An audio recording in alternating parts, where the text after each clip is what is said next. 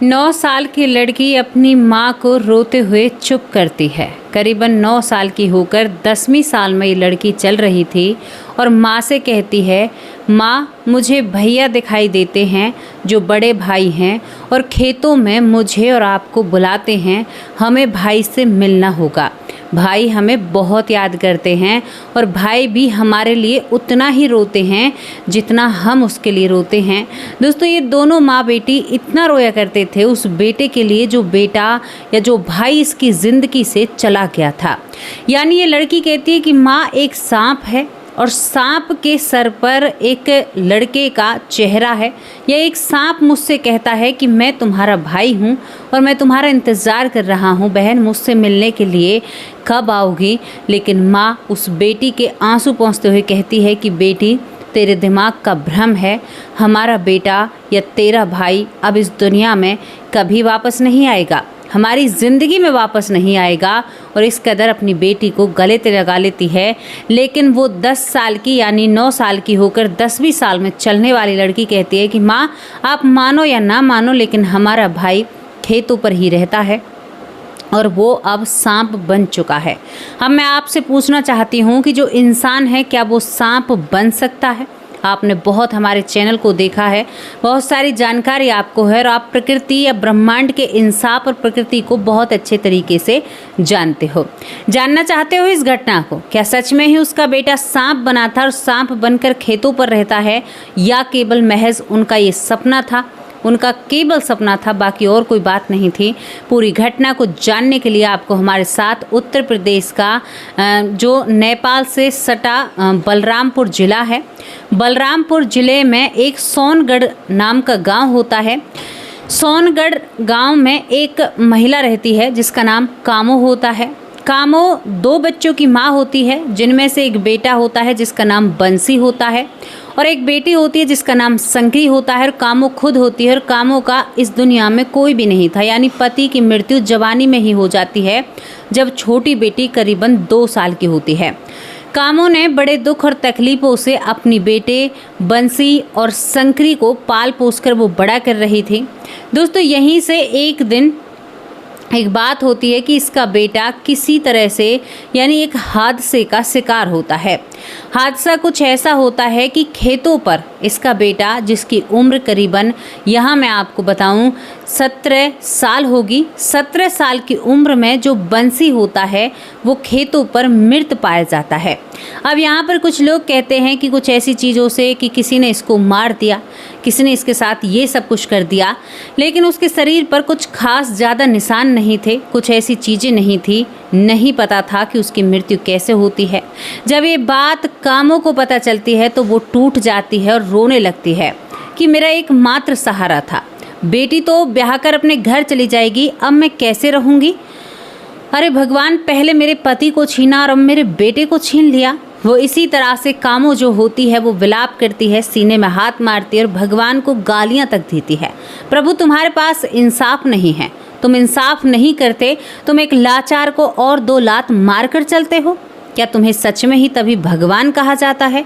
उसने तमाम ऐसी सारी बातें करी। बेटे का सब घर आता है, माँ का रोना बिलखना, माँ बेहोश हो जाती है। कामो जो होती है बंसी के शरीर को अंतिम यात्रा के लिए तैयार किया जाता है। दोस्तों, बंसी के शरीर पर कुछ भी घाव या चोट के निशान नहीं थे, किसी को भी नहीं पता था कि इसकी मृत्यु किस कारण हुई थी। यहाँ पर ये पूरा जो गांव है वो दहशत में आ जाता है और लेकिन यहाँ पर कोई भी कंप्लेंट या पुलिस का कोई भी रोल नहीं होता। ये गांव वालों का एक सलीका था या उनकी अपनी एक राय थी। तभी यहाँ पर बंसी को अंतिम विदाई दे दी जाती है और बंसी इस दुनिया से हमेशा के लिए इस परिवार से चला जाता है। अब यहाँ पर कामो जो होती है और संकरी दोनों बहुत लिपट लिपट कर रोया करती थी। 12 दिन बीत जाते हैं, उसके बाद भी संकरी अपने भाई को नहीं भूल पाती है, क्योंकि संकरी का जो उसका भाई बंसी जो 17 साल का था वो बहुत ख्याल रखता था। इतना ख्याल रखता है कि अपनी बहन को बिल्कुल रानी यानी राजकुमारियों की तरह रखता था। पैसा भले ही ना था, लेकिन प्यार और नाता बहुत अच्छा था। दोनों माँ बेटी मिलकर रोती हैं। बेटी कहती है कि माँ, क्या मेरा भाई सच में ही नहीं आएगा? माँ कहती है कि बेटी अब उसे भूलना होगा, वो कभी भी नहीं आएगा। अब दोस्तों धीरे धीरे कुछ वक्त बीतता है, करीबन 4 से 5 महीने बीत जाते हैं। तभी शंकरी जो होती है अपने बिस्तर से बैठी होती है, कहती कि माँ आज तो मैं भाई से मिली और जल्दी चलो, भाई खेतों पर हैं और खेतों पर भाई ने मुझे बुलाया है। माँ कहती तू बावली हो गई है, ज़्यादा सोच रही है, ऐसा कुछ नहीं है, मैं रोज़ खेतों पर जाती हूँ, ऐसी कोई बात नहीं है। तभी शंकरी कहती है कि नहीं माँ, उसने मुझसे कहा है, मैं खेतों पर ही हूँ और माँ को लेकर आ। माँ बहुत ज़्यादा रोती है क्योंकि ये दोनों माँ बेटी इतना रोया करती थी, हद से ज़्यादा रोना और इनको याद करना। अब यहाँ पर शंकरी की माँ जो होती है कामो, वो कहती है कि शायद हम ज़्यादा उसे याद कर रहे हैं, तभी वो हमारे दिमाग पर इस कदर छाया हुआ है। इसके बाद शंकरी दूसरे दिन भी यही बात करती है कि माँ भाई मेरे सपने में आया और भाई ने कहा कि मैं खेतों पर हूँ, मुझसे मिलना। अब यहाँ पर जो कामो होती है अपनी बेटी को धमकाते हुए कहती है कि अब वो कहीं पर भी नहीं है, मुझे परेशान करना बंद कर दो, तुम्हारे भाई नहीं आएंगे। अगर तुम्हारा भाई खेतों पर है तो उससे पूछना कहाँ पर है, मैं खेतों पर जाती हूँ, मुझे दिखाई नहीं देता, क्योंकि वो काम से जाया करती थी, चारा लाया करती थी। तभी ये बहन शंकरी सोती है, तीसरा चौथा दिन निकलता है, तभी वो अपने भाई से कहती है कि भाई तुम माँ को तो दिखाई नहीं देते, क्योंकि शायद दिन की कुछ बातें थी। ऐसा लगता था कि सपना नहीं देख रही, हकीकत में किसी आत्मा से बात कर रही है। दोस्तों इस तरह की दोनों बहन भाइयों में बातें होती हैं। तो आज भाई ने कहा कि मैं माँ के पास ही रहता हूँ, माँ के इधर उधर ही घूमता हूँ, लेकिन माँ को नजर ही नहीं आता। माँ खेतों पर भी मुझे याद करके रोती है, बहन मैं माँ के पास रहना चाहता हूँ, लेकिन माँ मुझे देखकर डर जाएगी। तभी यहाँ पर शंकरी कहती है कि तुम कोई भूत हो जो माँ तुम्हें देखकर डर जाएगी, मुझे बताओ तुम कहाँ पर रहते हो, माँ के सामने क्यों नहीं आते। भाई तुम्हारी बहुत याद आती है, तुम्हारे बिन भैया रहा नहीं जाता, कैसे रहे हम दोनों माँ बेटी, बड़ा कलेजे में दर्द होता है। इसके बाद कहता है कि बहन तुम कहो तो सही। माँ चारों तरफ नज़रें घुमाए। अब यहाँ पर कामो होती है कि मैं रोज़ जाती हूँ, यहाँ पर आज भी माँ ने बात को टाल दिया, दूसरे दिन भी टाल दिया, करीबन 15 दिन हो जाते हैं। वो लड़की बार बार एक ही आत्मा से बात कर रही है, वो भी उसके भाई की आत्मा से, जो उससे बार बार कह रहा है कि माँ मुझे ठीक से नहीं देखती है। अब दोस्तों कामो जो होती है वो खेतों पर एक सांप को देखती है। सांप को वो रोज़ देखती है, लेकिन कामो ऐसी थी कि जीवों पर दया करती थी, वो दिशा बदल लिया करती थी। जहाँ वो सांप दिखा करता, लेकिन जहाँ पर भी वो चारा या बरसम काटा करती, वहीं पर वो सांप आकर बैठ जाया करता। ये कामो देख रही थी। तभी कामो के मन में एक बात आती है कि कामो अपनी बेटी से कहती है, बेटी क्या तुम्हें तुम्हारा भाई सच में ही दिखाई देता है। इसने कहा कि हाँ माँ सच में ही दिखाई देता है, आप तो मेरी बातों पर यकीन नहीं करती हैं। तो कामो कहती है कि आज अपने भाई को पूछना कि कहाँ पर था तू, तेरी मृत्यु कैसे हुई, क्या हुआ तेरे साथ जब तुझे वो दिखाई देता है। दोनों माँ बेटी प्यार में बिल्कुल ऐसी थी कि कहीं से भी आ जाए। अब यहाँ पर शंकरी शाम को सोती है तो उसे फिर उसका भाई आकर जगाता है, कहता है कि माँ मुझे देखकर अनदेखा कर रही है। तभी वो कहती है कि भाई तू माँ के सामने आकर भी माँ तो तुझे पहचान लेगी। तभी वो कहता है कि बहन मैं इंसान रूप में नहीं हूँ, मैं एक सांप बन चुका हूँ, अभी मैं एक बच्चा हूँ, सर्प हूँ, और सर्प रूप में मैं माँ के सामने आता हूँ, लेकिन माँ मुझे देखती नहीं है, दूसरी जगह जाकर बैठ जाती है। ये सुनकर जो शंकरी होती है वो हैरान हो जाती है, ऐसा कैसे हो सकता है। तो वो कहता है कि मुझे ऐसा ही जन्म मिला है। तभी यहाँ पर शंकरी कहती है कि भाई मुझसे माँ ने कहा है, उन्होंने पूछा है तुम्हारी मृत्यु कैसे हुई। तभी यहाँ पर जो ये लड़का होता है बंसी, जिसका नाम है, जो फिलहाल सांप बना हुआ है, उसने कहा कि बहन मैं चलते चलते मेरा दिल घबराता है और मैं चलते चलते खेतों पर गिर पड़ता हूँ। वहाँ पर कोई भी नहीं था, मुझे किसी ने भी नहीं मारा, लेकिन मेरा जब जी घबराता है तो उसके बाद मेरी मृत्यु हो जाती है। मुझे मारने वाला कोई भी नहीं है, लेकिन अब माँ का रोना मुझसे देखा नहीं जाता। लगता है कि माँ की गोद में जाकर बैठ जाऊँ, लेकिन माँ मुझसे डरती है। माँ को बताओ मैं सांप बन चुका हूँ।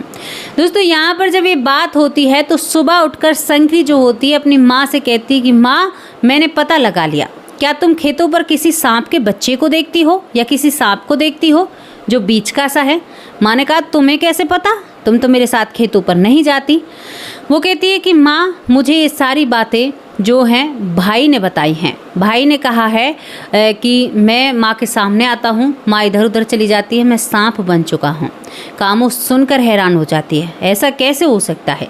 अब कामो एक ब्राह्मण के पास जाती है, यानी जो पत्रा देखते हैं ना, ऐसे पंडित जी के पास जाती है। वो कहती है कि प्रभु ऐसा भी हो सकता है। पंडित जी से जब पूछती है तो वो कहते हैं कि हाँ ऐसा बताया गया है, गरुड़ पुराण में बताया गया है और जीवन के चक्र में बताया गया है, लग 84 योनियों में बताया गया है कि इंसान का ऐसे सांप के रूप में जन्म हो सकता है। लेकिन बात हैरानी वाली ये है कि वो सर्प रूप में भी है और आपकी बेटी से वो बात भी कर रहा है। ये सबसे अजीब बात है। यहाँ पर औरा होता है जो कई जगह काम करता है। दोस्तों इसके बाद यहाँ पर ये जब सब कुछ समझ जाती है तो शंकरी अपनी माँ के साथ कामो जो होती है दोनों खेत पर जाते हैं। देखते हैं कि आज वो मिलेगा नहीं मिलेगा, लेकिन आज वो इन्हें नहीं मिलता। तभी कामो कहती है कि मेरे मन का वहम है, ऐसा कुछ भी नहीं है। यहाँ पर दूसरे दिन वो भाई फिर आता है अपनी बहन के पास जो बंसी होता है। कहता है कि बहन आज मैंने तुम्हें दूर से ही देखा, क्योंकि तुम छोटी हो ना, मुझे देख कर डर जाओगी। हैरानी भरी बात है, कोई ऐसी बातें कर सकता है, ये बहुत बड़ी बात हो जाती है। फिर बहन ने कहा कि भाई क्यों डरूंगी, तुम मेरे भाई हो और भाई से कभी कोई डर सकता है। तभी वो कहता है कि ठीक है, कल माँ को लेकर आना, मैं तुम्हारे सामने आऊँगा। दोस्तों यहाँ पर वो बड़ी खेतों पर जाती हैं, जाकर बैठती हैं। तभी माँ कहती है कि बंसी मैं आ गई हूँ, कहाँ पर हो बेटे। तभी वो सांप बरसम से निकलकर माँ के सामने खड़ा हो जाता है। ये ऐसा दृश्य होता है कि जो काफ़ी डरा देने वाला था, काफ़ी हैरान करने वाला था कि कोई सांप ऐसे कैसे हो सकता है। दोस्तों जब वो सामने आता है तो बहन जिसके मारे वो सामने नहीं आ रहा था तभी कहती कि तू ही आता है मेरे सपने में, या सच में ही आता है, और तब यहाँ पर है तो तू मेरे सपने में कैसे आ सकता है। लेकिन वो सांप था, वो कैसे बता सकता है। दोस्तों यहाँ पर एक कपड़ा लेकर गई थी, लड़की ने उसका टेस्ट किया, यानी उससे कि भाई ये सच में हमारा भाई है, तो वो कपड़ा वो बिछा देती है, एक दुपट्टा सा होता है, और कहती है कि अगर तू मेरा भाई है ना तो इस कपड़े पर आकर बैठ जा, मैं मान जाऊंगी। दोस्तों वो जो सांप होता है, फन वाला सांप होता है, वो उस कपड़े पर आकर बैठ जाता है और उस बहन की तरफ देखने लगता है, कभी माँ की तरफ देखता है और काफ़ी देर तक बैठा रहता है और फिर वहाँ से चला जाता है, जो कि जंगल का सांप था जिसके अंदर खूब सारा जहर होगा। लेकिन माँ बेटियों से उसने कुछ भी नहीं कहा। इसके बाद यहाँ पर वो फिर अपनी बहन के सपने में आता है, कहता है कि बहन करीबन 6 महीने में यहाँ पर हूँ, उसके बाद मुझे यहाँ से जाना होगा, तब तक मैं हर रोज़ तुमसे मिलना चाहता हूँ, माँ से मिलना चाहता हूँ, और मेरे लिए रोना बंद करो, मेरी ज़िंदगी का चक्र दूसरा चल चुका है। दोस्तों यहाँ पर तभी ये रोज़ जाती हैं, रोज़ उस दुपट्टे को बिछाती हैं जिस पर वो सांप 6 महीने तक बैठता है और इनके सामने देखता ही रहता है। शुरुआत में जो कामो होती है बिलक बिलक कर रोती है और फिर उसे बेटा कहकर बुलाने लगती है। कभी कभी तो ऐसी बावली हो जाया करती थी, खेतों पर कहती अरे बेटा कहाँ पर हो तुम, और वो सांप भागा दौड़ा आता है। जहाँ साइंस ये कहता है कि सांप को सुनाई नहीं देता, उसकी सूंघने की क्षमता सबसे तेज होती है, यानी सुनाई नहीं देता है, दिखाई और सूंघने की क्षमता बहुत तेज होती है सांप की, यानी उसे ना तो दिखाई देता है ना सुनाई देता है। सूंघने की क्षमता आप लोगों ने उनकी जीभ देखी होगी, 2 हिस्सों में जो होती है वो दोनों तरफ का, यानी बहुत ही तेज और बहुत फुर्तीले, उसी जीभ की वजह से ये सांप होते हैं। दोस्तों यहाँ पर जब ये सारी बातें होती हैं तो इसके बाद 6 महीने बाद सच में ही जो बंसी जो सांप के रूप में था वो वहाँ से चला जाता है। ये वो घटना थी जो बहुत ही प्रसिद्ध है, लेकिन इस घटना पर बहुत सारे लोग यकीन नहीं करते हैं। क्या आप यकीन करते हो? ये घटना सच्ची है जो हमने आप लोगों के सामने रखी है, और ऐसी घटना आज हमारे चैनल पर चौथी घटना है जहां पर सांप के बारे में, पुनर्जन्म के बारे में जिक्र किया। दोस्तों ये घटना समाप्त होती है, माँ बेटी बहुत अच्छा जीवन बिताती हैं। धीरे धीरे वक्त हर चीज़ पर धूल जमा देता है। कहते हैं कि वक्त सबसे बड़ा मरहम है जो बड़े से बड़े घाव को भरने में कामयाब होता है। ये घटना समापन के साथ बताती है कि लग 84 योनियाँ होती हैं, आप नहीं बच सकते। हाँ, एक शर्त है, आपने अच्छे कर्म किए हैं तो आप इन 84 योनियों से बच सकते हैं। बार बार एक मनुष्य देह प्राप्त कर सकते हैं अच्छे कर्मों के हिसाब से। अगर कर्म ठीक नहीं करें तो जाकर देखिए बूचड़ खानों में, पशुओं के साथ, जीवों के साथ, यहाँ तक कि दूसरे देशों में तो टटेरी जैसी एक पंछी या जानवर या कुत्ते या बिल्ली किसी को भी नहीं छोड़ा जाता है। किसी भी देश में चले जाइए, सांपों तक को खाया जाता है। यहाँ तक कि मगरमच्छ से लेकर हर चीज़, तमाम वो चीज़ें टीक जो होते हैं, उड़ने वाले पतंगे जो होते हैं, सब चीज़ को खाया जाता है। तो आप इस चक्र से कैसे बचोगे? हमारे ग्रंथों में, हमारे वेदों में पहले ही लग 84 योनियों के बारे में लिख दिया गया था, जिसे साइंस ने अब जाना, वो हमें हजारों सालों पहले ही हमारे बुजुर्गों ने, हमारे ऋषि मुनियों ने दे दिया था। लेकिन फिर भी कितने नादान हैं हम, उन चीज़ों पर भरोसा ही नहीं करते हैं। घटना समाप्त होती है। अपने आप में बदलाव करिए। अच्छा जीवन चाहते हो, अच्छी ज़िंदगी चाहते हो, इन सारी मुसीबतों से आप सोच कर देखिए, एक जीव को अगर कोई बीमारी होती है तो वो किसी से कह भी नहीं सकता। हालांकि बहुत ज्ञानी लोग ये कहते हैं कि अरे जीव ही, पशु ही क्यों नहीं बीमार पड़ते, क्यों नहीं पड़ते हैं। अगर वो बीमार पड़ गए ना, उनका ये भोग होता है, जो भोग ना होता है वो तड़प तड़प कर मर ही जाते हैं, उन्हें कोई दवाई देने वाला नहीं है। तुम मनुष्य योनि में हो तो तुम्हें बुखार भी आता है तो एक गोली फटाक से खाते हो और इस शरीर को चैन देते हो। उससे देखो जिसे बुखार चढ़ा है, जंगली जंगल में घूम रहा है, कोई दवाई नहीं है, तड़पना है, बिलखना है, मानसिक हालत खराब हो जाती है, तड़प तड़प कर मरता है, फिर दोबारा से दूसरी योनि मिलती है। सोच कर देखिए कितना भयावह और दर्दनाक है वो सीन। फिर भी आप अपने आप को बदल नहीं रहे हैं। बदलना होगा आपको। चलिए, घटना समाप्त होती है। आज फेसबुक के परिवार की बारी है नाम लेने की। पहला नाम है कृष्णा मलिक। बहुत बहुत धन्यवाद आपका, आप फेसबुक के ज़रिए हमसे जुड़े हुए हैं। जगदीश शर्मा बहुत अच्छे भाई हैं। महेंद्र भाई कैसे हो? मोनू जैन, इंद्राजीत, आयुष बहुत अच्छे कमेंट करते हैं। अलीता, राकेश बहुत बहुत धन्यवाद। वाहिदा बहुत अच्छे कमेंट करती हैं। पुष्पा दास, बलवीर सिंह, पुष्पा पांडे, शिला, यहाँ पर शिला बहन है, सुरेंद्र पाल कौर जो कि हमसे यूट्यूब पर भी जुड़ी हैं और फेसबुक पर भी जुड़ी हैं।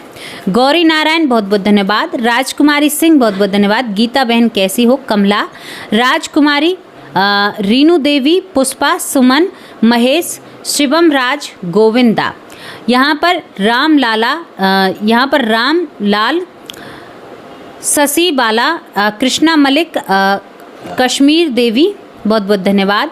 रूपा देवी बहुत अच्छी बहन है। सिन्हू सैनी बहुत बहुत धन्यवाद। उषा रानी, कुबेर, आपका नाम कुबेर है, कुबेर बहुत बहुत धन्यवाद। सिमम दोबारा नाम आ गया है।